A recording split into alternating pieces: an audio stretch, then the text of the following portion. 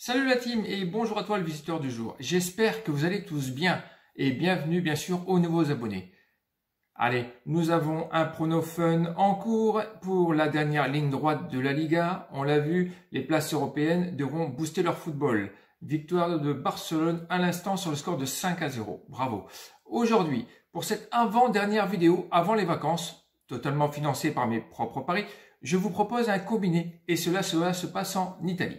Lundi 20 juillet, la Juventus de Turin reçoit la Lazio et le lendemain, Atalante recevra à son tour Bologne pour cette 34e journée de Serie A.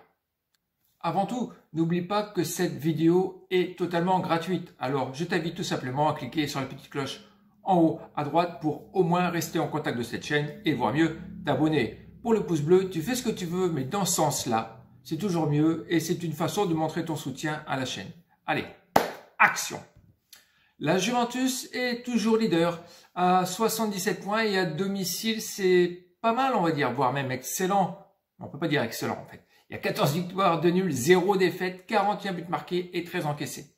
Voilà, c'est parce qu'il y a les 2 nuls qu'on peut pas dire excellent. La Juve reste quand même sur 2 nuls. Le premier chez eux, 2 partout face à Atalante de Bergame et le second, à l'extérieur face à l'excellent Sassuolo, 1-3 partout. Mais il reste quand même invaincu à la maison. Peu d'équipes européennes peuvent le dire. La Lazio, qui est 4e de cette Serie A, a 69 points et à l'extérieur, c'est 9 victoires, 3 nuls, 4 défaites, 26 buts marqués pour 19 encaissés. La petite Roma n'a plus gagné un match depuis 5 journées. Sa dernière victoire, c'était 2-1 face au Torino. Les enjeux, vous allez me dire, effectivement, pour la vieille dame, c'est de confirmer tout simplement sa place de leader bien assis sur son fauteuil et pour les visiteurs peut-être de pouvoir récupérer la seconde place à l'Inter qui n'a que 2 points d'avance et qui se déplacera à Rome ce soir. Le titre dans la miniature, réalisé par Tiji Jordi, que je salue, merci à toi, dit combiné de ténor. Ben oui, ici on ne vend pas du flan dans nos miniatures.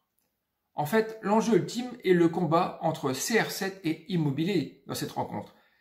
Qui des deux buteurs emportera la première place des meilleurs buteurs du calcio? Immobilier, qui a actuellement 29 buts au compteur, et Ronaldo, 28 à ce jour. J'attends ta réaction pour un petit commentaire là-dessus. L'historique des confrontations entre les deux protagonistes, c'est 3 victoires pour la Juve et 2 pour la Lazio de Rome, donc pas de nul. J'espère regarder un match avec pas mal d'entrain de part et d'autre. C'est pour ça qu'on partira sur un over de buts pour ce match de tifosi. Avant de passer à la seconde rencontre, je voudrais passer un message. Si tu n'es pas sûr d'un prono, n'hésite pas à laisser un commentaire sur ton incertitude sur la vidéo en cours, ou quel que le soit. Ici, nous avons un noyau solide qui se défend pas mal. Je parle de Sangaré, Richard Deck, de Krapp. Voilà. Et par exemple, aujourd'hui, il y avait une incertitude sur un match qui était Tottenham-Leicester. On a validé la victoire des Spurs. Et à cette heure-ci, je vérifie en direct. Voilà, excusez-moi. Hop, hop, victoire 3-0. Que demande le peuple? Une augmentation, une augmentation.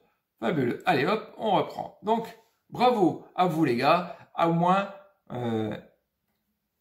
essayez, ça ne vous coûte rien. Ensuite, allez, on revient dans l'action. La seconde rencontre, c'est Atalante qui recevra à son tour l'équipe de Bologne.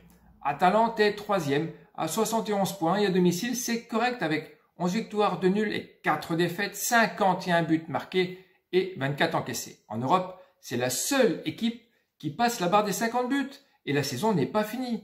Hélas, Vérone l'a un peu contrarié. Bergame est resté quand même sur un score de parité 1 partout. Je sais que malheureusement, pas mal de pronostiqueurs se sont cassés les dents dessus. Ilicic et Muriel étaient absents, donc moins de buts. D'ailleurs, ils seront également absents pour cette rencontre. Sinon, à domicile, c'est carton plein depuis la reprise des matchs à huis clos, ce qui veut dire du 5 sur 5.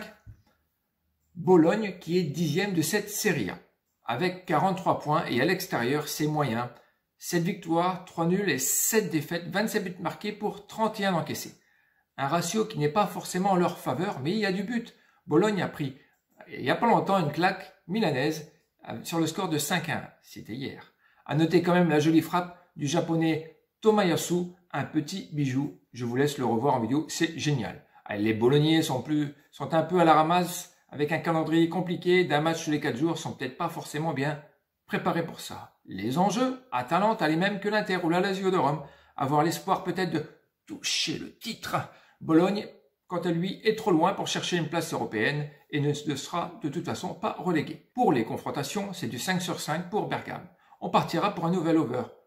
2,5 buts sans Muriel et Lichis, car le schéma tactique du 4-3-2-1 devrait être visité sur un 3-4-3 et ne plus laisser Zapata tout simplement tout seul en pointe. Le prono de la chaîne est un combo avec les plus de 2,5 buts pour les deux rencontres, à la cote de 2, avec la mise de base de la chaîne qui est de 20 € pour un gain potentiel de 40. Merci de ta fidélité, prends soin de toi, bon match, bonne semaine et à bientôt pour le dernier prono de la chaîne avant les vacances. Bye!